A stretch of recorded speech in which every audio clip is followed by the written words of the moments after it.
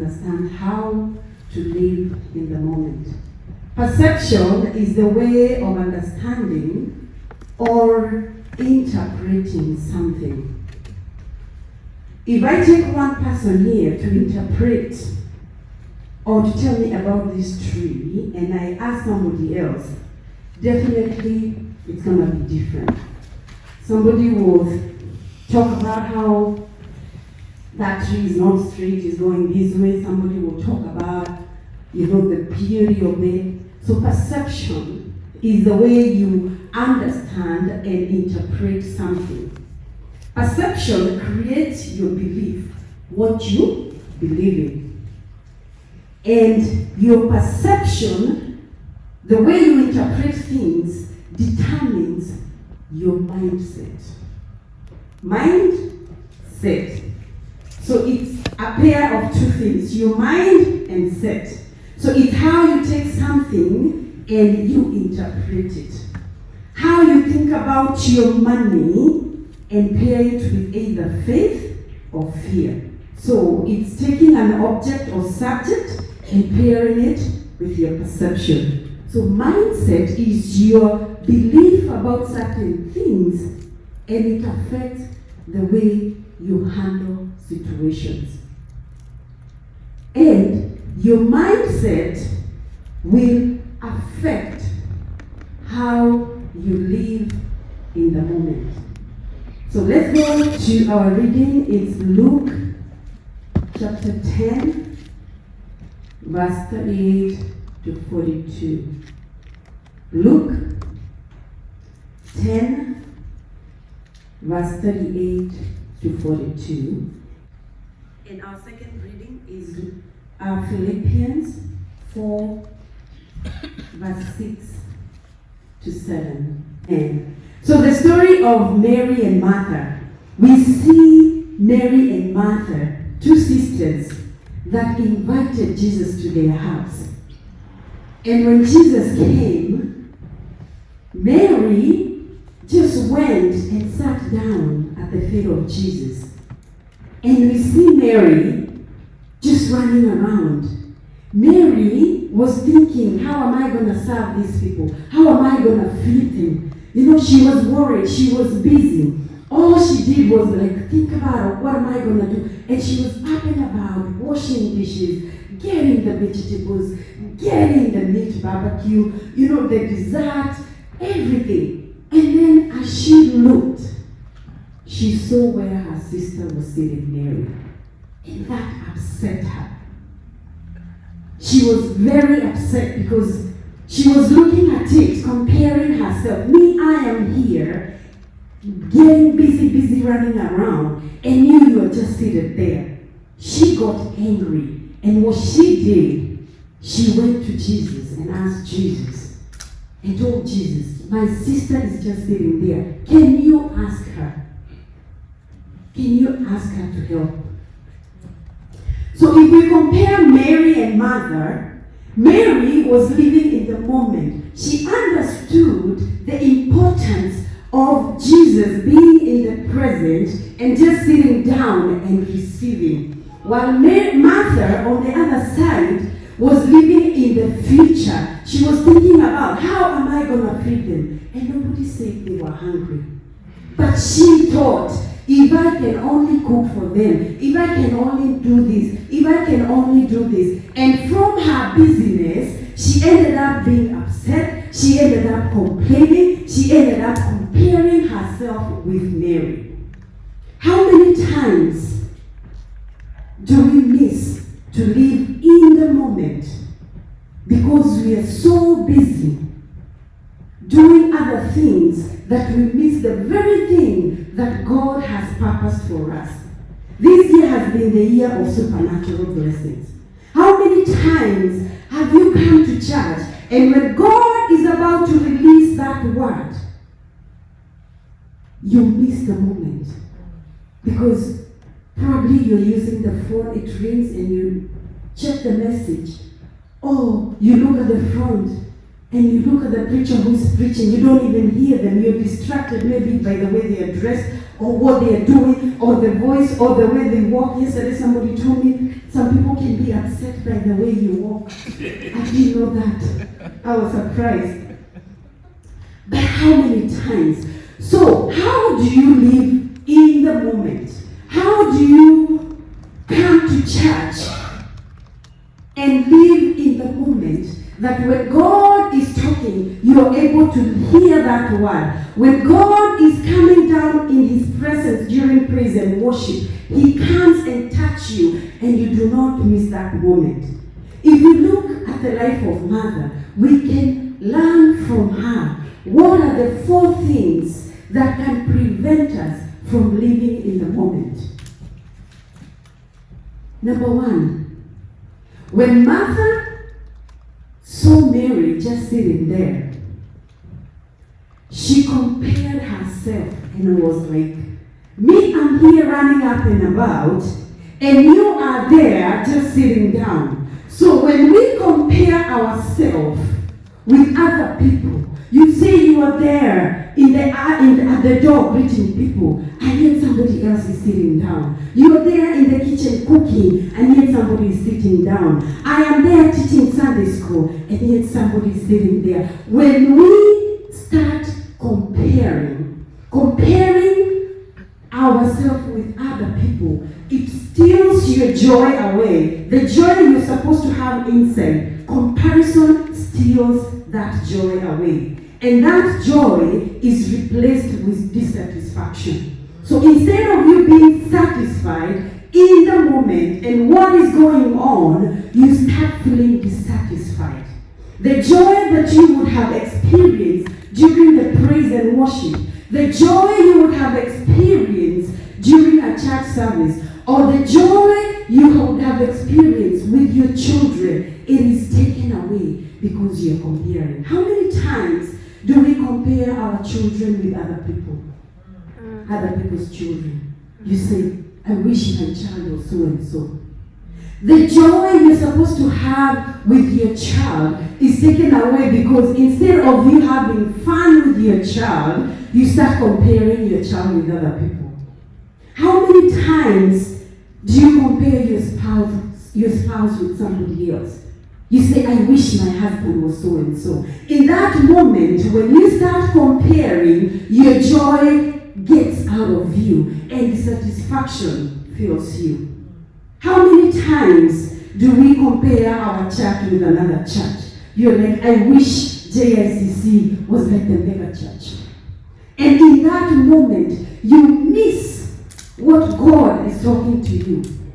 Or you compare Pastor Boro with Pastor T.D. Jakes. You're like, I wish Pastor Boro can swing like T.D. Jakes.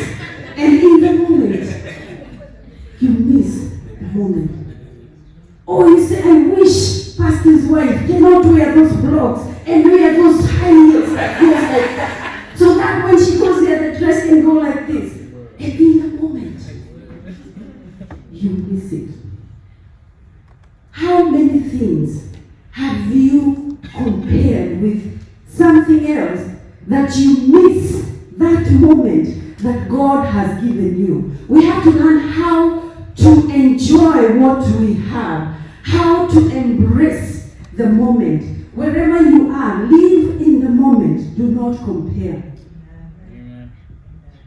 For the young people, how many times do you go on social media? You go on Instagram. You see a very skinny lady and you're like, I wish I was like her. And you miss the moment of enjoying the donut that you're holding.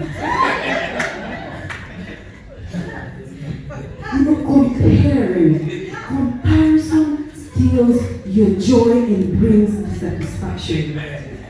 Martha compared herself with Mary and she missed the moment. Number 2, complaining.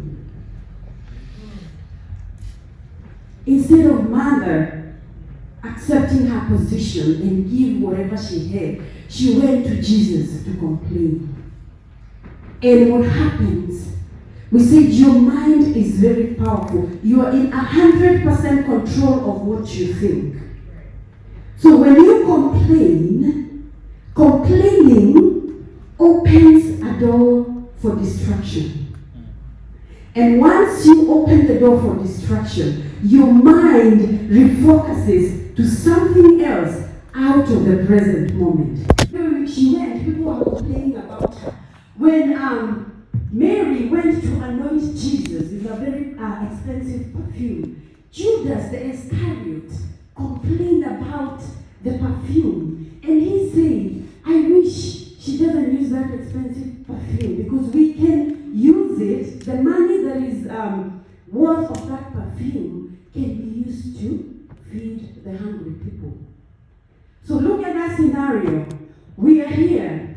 Mary is anointing Jesus with a very good perfume. And instead of enjoying the moment, I wish this perfume would not be used for this purpose, but be used to feed the hungry, to feed the poor. Now, in that situation, Judas Iscariot was trying to distract people, to forget about what is going on with Jesus, the beautiful anointing of Jesus. But he was trying to distract them and refocus them to something else about the poor. And that moment, it wasn't about the poor, because Jesus was only going to be with them for a moment. He wasn't going to be with them forever, but the poor was always going to be with them. That's right. How many times do we complain? And what happens? If you're in a situation and you complain, your complaint opens a door of distraction in your mind. And then your mind focuses to something else. Instead of enjoying the moment where you are, what you're going through, you start thinking about other things. Yet your body is here, but your mind is not there. And the same instance, I'm going to give about an example in this church, because we are here and this is where we're supposed to learn many things. You come to church and you find the praise and worship. They are singing a song in Kikuyu. You don't understand Kikuyu, or you understand Kikuyu. But instead of enjoying the presence, you being there and enjoying the presence of God to come down. Because when the presence of God comes down, it doesn't come down in Kikuyu. The presence of God is the presence of God. So you start complaining in your head, why are they singing this song? Why in Kikuyu? And because you're a Kikuyu, your mind refocuses to a circular song in Kikuyu. And then from there, you think about Samido. And then from there, you think about somebody else who died. By the time you catch yourself, you're even thinking about the dead, and you are in church. So when you complain, just remember, complaining refocuses your mind to something else. Learn to live in the moment.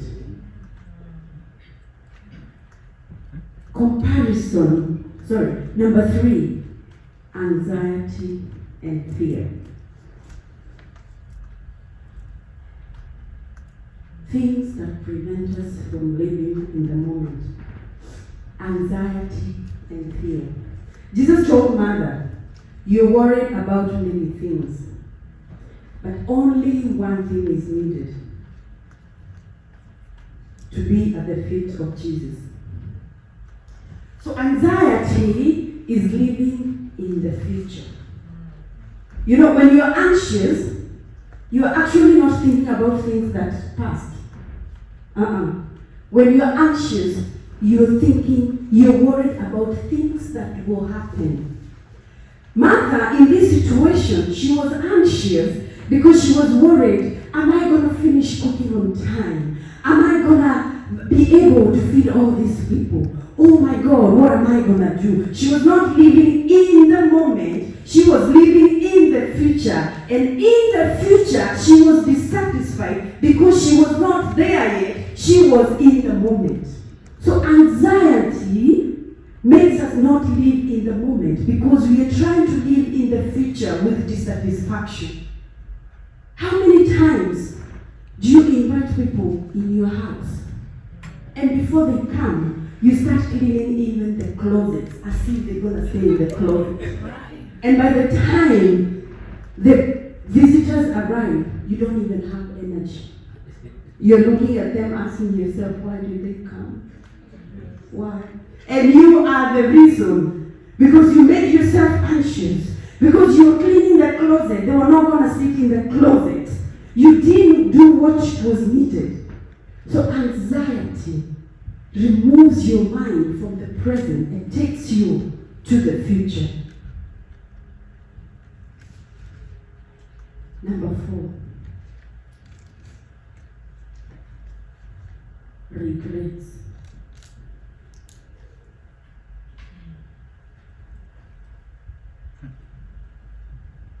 If you think about Martha, I'm thinking at one point when she saw Mary sitting there, she was like, I wish these people didn't come. I wish, because if they didn't come, I would be seated here with my own peace. So when you regret, you're living in the past. Regret brings depression. Because things happen to you, you go through mistakes, you do something wrong, and instead of you living in the moment and seeing what God has for you, you start regretting and rehearsing in your mind what happened. Instead of living in the moment, you start thinking and wishing, I wish I broke that. I wish I didn't do this. I wish I didn't get in that relationship. I wish. Regret makes you not live in the moment. You come to church and you forgot something. And when we are worshiping here, instead of you worshiping, your mind takes you back and say, oh, I forgot. I wish I brought it. Then you start thinking, yesterday I slept at 10. I wish I would have slept at 10:10, because those 10 minutes I would have put that gimbal in the car. You regret. That regretting steals you away from you living in the moment. So how many things have happened to you that instead of you enjoying the moment and living in the moment, you start thinking about, I wish I did. I wish I did. We need to learn how to refocus our mind so that we can live in the moment. In the medical field, they have Erickson's theory. Erickson's theory talks about regret. They says after you are age 65, you can either have ego integrity or despair. Meaning, you can either have a fulfillment of what you lived, what you achieved in life, or if you didn't achieve it, you live in regret and despair, and you're not fulfilled. And if you assess that theory, why would you live in regret after age 65? The reason would be because every time you missed to live in the moment, to enjoy the moment. And it talks about things like the kids, if you didn't enjoy your kids, if your kids didn't attain any success, or you didn't fulfill anything, you didn't achieve anything, you end up regretting your life. And I was looking at this theory and I was thinking, if we fail to live in the moment, to enjoy the moment, to enjoy what God has given us, we can end up in despair. But if we live in the moment and know what God is talking to us and grasp the blessing, we will be able to have ego and integrity when we are 65. We'll be able to look back and say, look what God has done in JICC. Look how many lives have been changed in JICC. Look at the little kids. Now they are pastors. Now they are president. They are senators. We can look back at that because we lived in the moment, knowing that we are here as a church to change ourselves spiritually, to grow spiritually, to grasp every prophecy that is given to us. How do we live in the moment? 4 things we can practice to enjoy living in the moment. Turn to your neighbor and tell them, live in the moment. Turn to your other neighbor, tell them, live in the moment.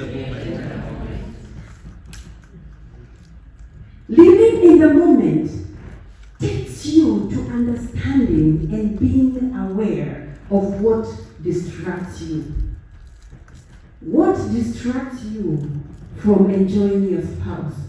What distracts you when you come to church that you're not able to sit still from when the praise and worship starts until when the pastors pray the last prayer? What distracts you?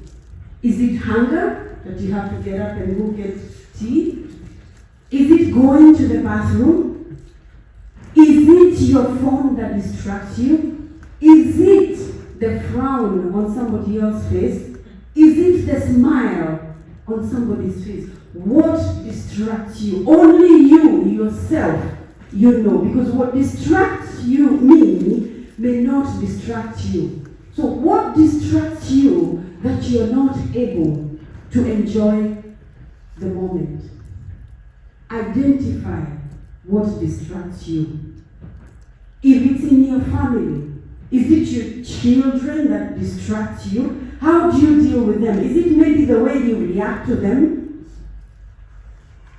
If it's your husband, what distracts you from having fun with him? Is it the phone that he's on the phone all the time? Is it that he doesn't have time for you? What is that distracts you, that you don't enjoy the moment? Because if you don't live in the moment, you live like a busy bee life.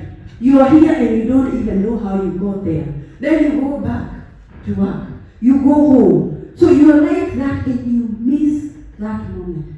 What is that thing that distracts you? Only you can identify that and learn how to deal with it or eradicate it. If it's the phone when you come to church, turn it off. Messages can wait. Number 2, have the right perception and mindset. The way you interpret things, the way you pair things in your mind can affect the way you live in the moment. The way you interpret and understand things. If you interpret that you will not afford things, you always live in the minimum wage. You have paid your money about you're thinking about money with something less. Like you don't have faith, you don't believe that you can go above and beyond with your money. You're always thinking below. You need to change your perception. You can change the way you think. If I give you this bottle of water, it is half. It is half. So that's your perception. You can either say it's half full. So for you, you're seeing the water, you're seeing the fullness, you're seeing the possibilities. But if you determine that it's half empty, you're always seeing life in the negative way. You're always seeing lack in life. But you can change that and say it is half full. The same thing with mindset. How do you interpret it? How do you think about church? When you come here to church and pastor says, this is the year of supernatural harvest, do you grasp it and say, even if I don't have it, I will get it? And if you get it, you start having thanksgiving. You start thanking God for that. Or do you say, hiyo ni mambo ya pastor. Those are the things of the pastor that he has been saying. How is your mind? How do you interpret things? How is your mindset? The Bible says we need to have a mindset like that of Christ. Christ's mindset is that mindset of faith, always thinking the possibility, always thinking positivity, not negativity. So change your mindset by stopping your complaining. Stop the comparison. It will change your mindset because you will think yourself as being an achiever, being somebody that you're always God blessing you, somebody who will be achieving and receiving the supernatural harvest. If you read the story of Joseph, Joseph had 11 brothers.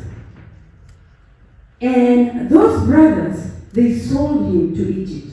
When Joseph went to Egypt, he ended up being one of the highest people with the Pharaoh. And when there was drought in Canaan, the brothers left Canaan and came to Egypt. And Joseph was able to identify, these are my brothers. Joseph had the opportunity, or he had the choice, to take the brothers and put them in prison for what they did. But he chose not to, because his mind, he was in control 100% of his thoughts, the way he thought, the way he perceived things, and his mindset. So what he chose to forgive his brothers and invite them to Egypt with his father because there was a drought in Canaan. So changing our perception and our mindset will help us not only see here, but focus and see the future. Instead of seeing just things right here and not enjoying the moment, we'll be able to focus in the future. Number 3 is change your focus. We say anxiety refocuses your mind into the negativity and removes you from the present and takes you to the future of dissatisfaction because you're restless and worried. So for us to live in the moment and enjoy the supernatural harvest, we have to change our focus. What are you focusing on? Do you always focus on the negativity, on the mistakes of other people? Do you just point the mistakes of your spouse? Do you just focus on what people are not doing right? What is your focus? You change your focus and you will see the things right. For those people who wear glasses, if you have glasses, you look through the glasses, you will see right. But if you do like this, and the glasses are prescription, you will not be able to focus and see the right way. So we need to change our focus. Number 4, learn how to appreciate things. If you have to live in the moment, learn how to appreciate things. Turn to your neighbor and tell them, appreciate everything you have. Turn to your other neighbor, tell them, appreciate. Appreciate everything you have. You know, when you learn to appreciate, appreciating or giving thanks, it's something very powerful. It grounds your mind to the present. If you start appreciating somebody for what they have, you don't have time to see anything else. You're focusing on that person and telling them how they look nice. The same thing if you have to live in the moment and enjoy the moment. You have to learn how to appreciate what you have in the moment. You come to JICC, appreciate what is in here. When you appreciate, you ground your mind to the moment. When you come during praise and worship, when you concentrate on giving thanks to God, you are able to enjoy the moment of praise and worship. But if you're not thankful, if you're not worshiping God during praise and worship, or during worship, your mind will wander off. So thanksgiving is a very, very powerful tool to ground your mind to the present. The Bible in Philippians 4:7, we read what it says that, and the peace of God, which transcends all understanding, will guard your hearts and your minds in Christ. So when you give thanks, the thanksgiving grounds your mind. If you have to learn how to live in the moment, whether it's with your family, whether it's here in church, whether it's at work, you have to learn how to be thankful. You have to learn how to appreciate things. Appreciate your pastor. Appreciate your spouse. That will ground your mind, and the room for complaint or comparison or having anxiety will not be in your mind. The Bible says, give thanks at all times. What has God done for you this year? This year has been a year of supernatural harvest. Are you there and you don't even focus on what God has done? If you really focus on what God has done, that this year began with you not paying God anything. You did not pay God anything. But you are here, you are breathing right, you are blessed, you have a job. You concentrate on giving thanks to God. You will be able to appreciate and enjoy the moment and surely tell God, I am thankful for what you've made me to be. As we all rise up and welcome our praise and worship team, we're going to tell God thank you for what He's done this year. We're going to tell God as we enter 2020, we do not want to miss any moment. We do not want to enter 2020 thinking of what didn't happen in 2019. We want to enter 2020 full of thanksgiving and telling God, we surely appreciate you for what you've done. If we have received the supernatural harvest, we give you all the glory. If we haven't received the supernatural harvest, you are still God and we are still waiting and will receive it. Let us learn how to appreciate. Let us learn how to give God thanks. If we live in the moment, we will never miss to enjoy everything that God has done. As we sing the song, evaluate yourself. Ask yourself, how many times have you missed a moment? For me, I know I've missed many opportunities because I wasn't in the moment. My body was there, but my mind was not there. You're in control of your mind. As we end this year, as we start next year, may we learn how to live in the moment. That we will enjoy every time we come to church. We will enjoy our families because we will learn to live in the moment.